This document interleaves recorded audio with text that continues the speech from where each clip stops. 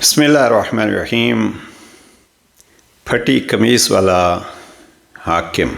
جناب امیر المومنین علی بن ابی طالب علیہ السلام کے متضاد فضائل کو اگر دیکھا جائے تو ایک طرف وہ حکمرانی اور ایک طرف وہ لباس، ایک طرف وہ شجاعت، ایک طرف وہ زہد، ایک طرف وہ علم و حکمت کے سرچشمے اور ایک طرف ہاتھ میں تلوار سے وہ شجاعت و بہادری۔ اس لیے اکثر علماء نے یہ لکھا ہے کہ اگر متضاد صفات کو یکجا دیکھنا ہو تو اس ذات گرامی کا نام ہے علی ابن ابی طالب۔ آج کے سیشن میں نہج البلاغہ کے خطبہ نمبر 158 کا ایک جملہ دیکھتے ہوئے اس کی تھوڑی سی وضاحت کرنا چاہتے ہیں۔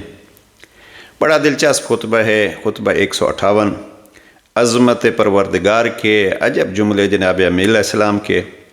اور پھر سیرت پیغمبر اکرم صلی اللہ علیہ وآلہ وسلم کو جس انداز سے پیش کیا، میں سمجھتا ہوں کہ سیرت نگار اس وقت تک سیرت کی کتاب پوری نہیں کر سکتا جب تک اس انداز میں علی ابن ابی طالب سے سیرت پیغمبر اکرم کو نہ جان لے۔ اس لیے کہ وہ ذات گرامی جس نے قسم کھا کے کہا کہ میں نے پیغمبر اکرم کی پیروی کی ہے، اس انداز سے کسی اور نے نہ دعویٰ کیا ہے نہ پیروی کی ہے۔ ہم آتے ہیں خطبہ 158 کی طرف، لیکن اس سے پہلے پیروی پیغمبر اکرم صلی اللہ علیہ وآلہ وسلم کو دیکھیے۔ خطبہ نمبر 195 میں جناب امیر علیہ السلام فرماتے ہیں وَلَقَدْ عَلِمَ الْمُسْتَحْفَظُونَ مِنْ أَصْحَابِ مُحَمَّدٍ أَنِّي لَمْ أَرُدَّ عَلَى اللَّهِ وَلَا عَلَى رَسُولِهِ سَاعَةً قَطُّ۔ پیغمبر اکرم صلی اللہ علیہ وآلہ وسلم کے امین صحابہ اس کے گواہ ہیں کہ میں نے زندگی کے ایک لحظے کے لیے بھی اللہ یا اللہ کے رسول کی مخالفت نہیں کی۔ اس جملے کے تحت اہل سنت کے مشہور شارح نہج البلاغہ ابن ابی الحدید معتزلی لکھتے ہیں کہ محسوس یہ ہوتا ہے کہ امیر المومنین کسی پہ تنقید کر رہے ہیں، یعنی کچھ ایسے افراد جناب امیر علیہ السلام کے سامنے تھے کہ جو مختلف مواقع پہ پیغمبر اکرم کی سیرت کی پیروی میں کمزوری دکھاتے رہے، اور پھر اگلے جملے میں تو جناب امیر المومنین نے واضح فرما دیا وَلَقَدْ وَاصَيْتُهُ بِنَفْسِي فِي الْمَوَاطِنِ الَّتِي تَنْقُصُ فِيهَا الْأَبْطَالُ وَتَتَأَخَّرُ فِيهَا الْأَقْدَامُ نَجْدَةً أَكْرَمَنِيَ اللَّهُ بِهَا۔ یہ تین جملے علی علیہ السلام کی فضیلت اور عظمت کے عجب جملے ہیں۔ امام فرماتے ہیں میں نے اس جوان مردی کے بل بوتے پر کہ جس سے اللہ نے مجھے سرفراز کیا۔ ہم اس پہ نہیں رکنا چاہتے، ہم یہ اتنا عرض کرنا چاہتے ہیں کہ اگر سیرت پیغمبر کو دیکھنا ہے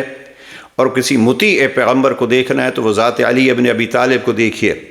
تو خطبہ 195 کے الفاظ کیا ہیں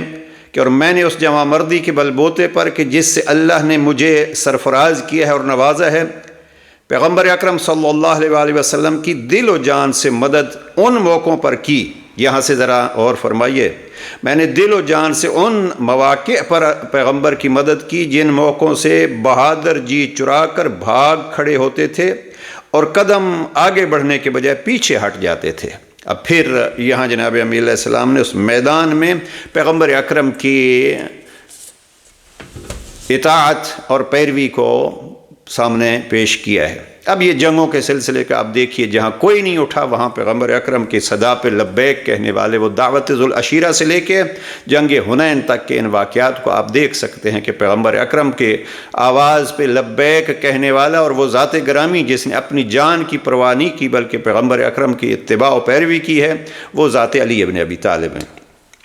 جناب امیر علیہ السلام نے یہاں خطبہ 158 میں بھی پیغمبر اکرم کی سیرت کو بڑے خوبصورت الفاظ میں پیش کیا، اور خاص کر ایک پہلو جو جناب امیر علیہ السلام نے بیان کیا ہے وہ ہے دنیا کی مذمت، کہ میں علی ہی نہیں کرتا دنیا کی مذمت بلکہ میں یہاں نبی کی پیروی کرتا ہوں۔ یہ قابل غور جو آج کا جملہ ہے وہ یہ ہے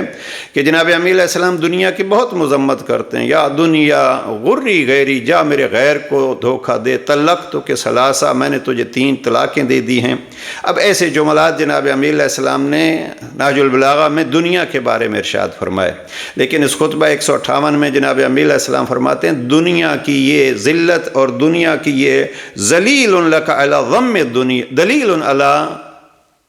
ضم دنیا، یہ ساری مذمت جو ہیں وہ پیغمبر اکرم کی سیرت میں نظر آتی ہے، وعیبہا، اور دنیا کے عیب پیغمبر کی سیرت میں دکھائی دیتے ہیں۔ تو یہ جناب امیر المومنین گویا سیرت کا ایک پہلو اپنا رہے ہیں، اور جس کو ہم نے عنوان دیا ہے کہ پھٹی قمیص والا حکمران، یعنی لباس میں بھی جناب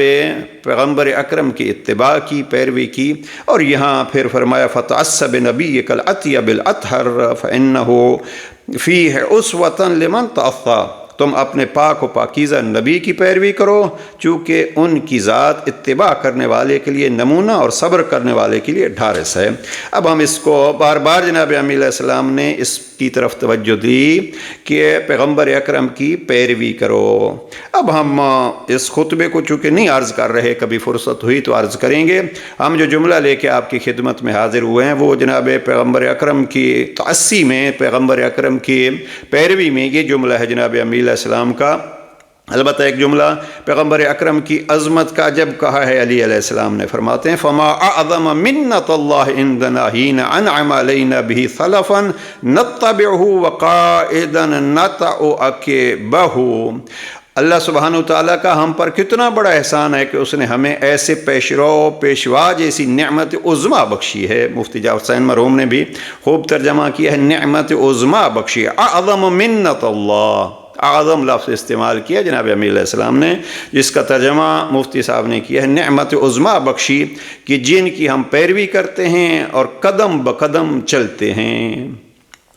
اب یہاں اللہ سبحانہ وتعالیٰ کا وہ ارشاد سورہ آل عمران کی آیت یقیناً آپ کے ذہن میں ہوگی، جہاں ارشاد پروردگار ہوتا ہے لَقَدْ مَنَّ اللَّهُ عَلَى الْمُؤْمِنِينَ إِذْ بَعَثَ فِيهِمْ رَسُولًا مِّنْ أَنفُسِهِمْ يَتْلُو عَلَيْهِمْ، وہاں لَقَدْ مَنَّ اللَّهُ، جناب امیر علیہ السلام گویا قرآن مجید کی اس آیت کو اپنے الفاظ میں یوں پیش کرتے ہیں۔ اللہ نے فرمایا کہ اللہ کا احسان ہے اس امت پر اور مومنین پر، اور جناب امیر علیہ السلام اس کو یوں بیان کرتے ہیں فَمَا أَعْظَمَ مِنَّةَ اللَّهِ عِنْدَنَا، اللہ کی یہ کتنی ہی بڑی نعمت ہے۔ اور پھر امام فرماتے ہیں خدا کی قسم، یہ جملہ آج کے لیے ہے، میں نے اپنی اس قمیض میں اتنے پیوند لگائے ہیں کہ مجھے پیوند لگانے والے سے شرم آنے لگی ہے۔ مجھ سے ایک کہنے والے نے کہا کہ کیا آپ اسے اتاریں گے نہیں؟ تو میں نے اسے کہا کہ میری نظروں سے دور ہو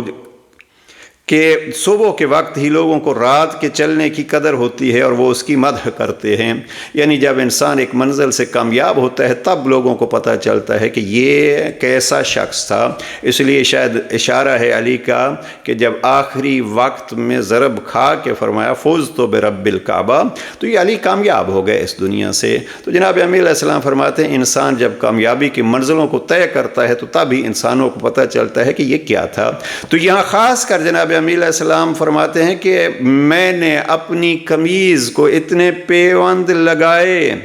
اور یہاں پیوند لگائے دو پہلو تھے، جناب امیر علیہ السلام اپنی قمیض کو خود بھی پیوند لگاتے تھے اور اس جملے کے تحت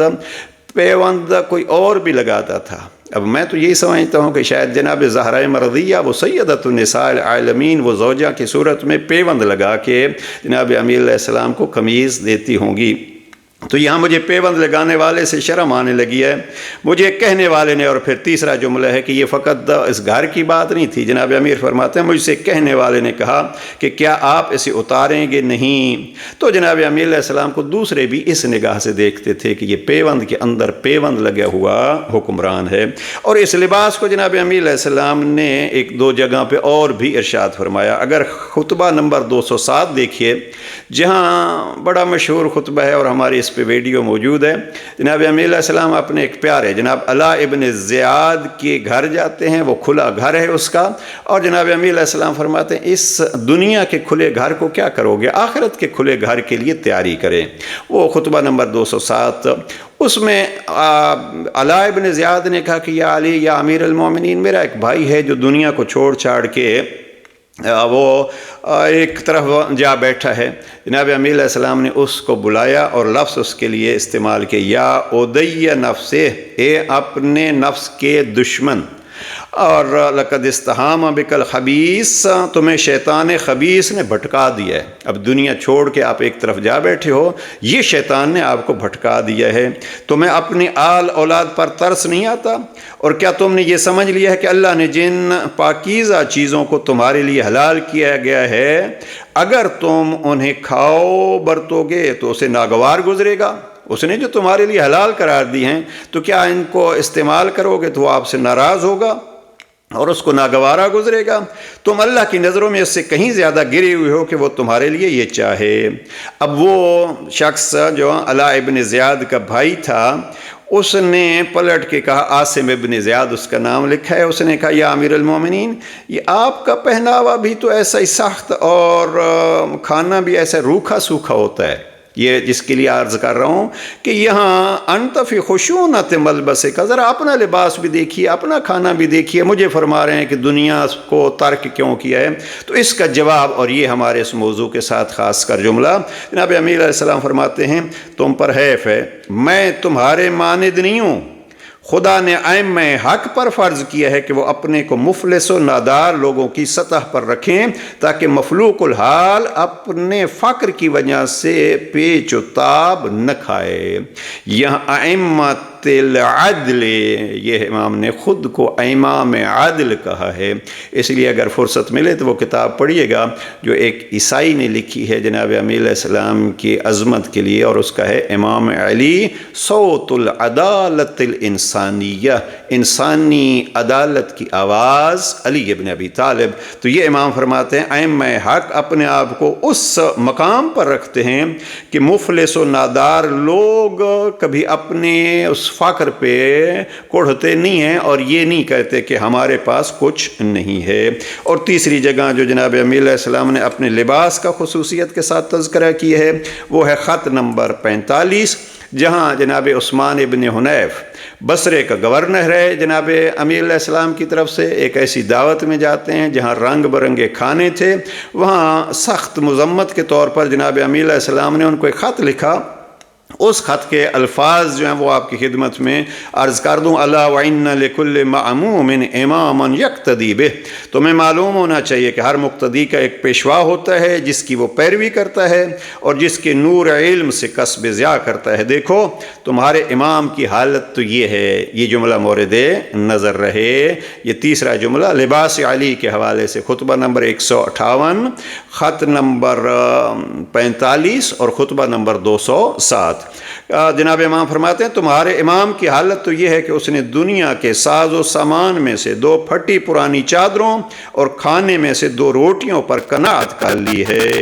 میں مانتا ہوں کہ تمہارے بس کی یہ بات نہیں ہے، لیکن اتنا تو کرو کہ پرہیزگاری، سعی و کوشش، پاک دامنی اور سلامت روی میں میرا ساتھ دو۔ خدا کی قسم میں نے تمہاری دنیا سے سونا سمیٹ کر نہیں رکھا اور نہ اس کے مال و متال میں سے انبار جمع کر رکھے ہیں، اور نہ ان پرانے کپڑوں کے بدلے میں جو پہنے ہوئے ہوں اور کوئی پرانا کپڑا میں نے مہیا کیا ہے۔ یہ ہے علی اور یہ ہے وہ حکمران جو اس پھٹی پرانی قمیض میں اپنی حکومت کے وہ 4.5 سال گزار کے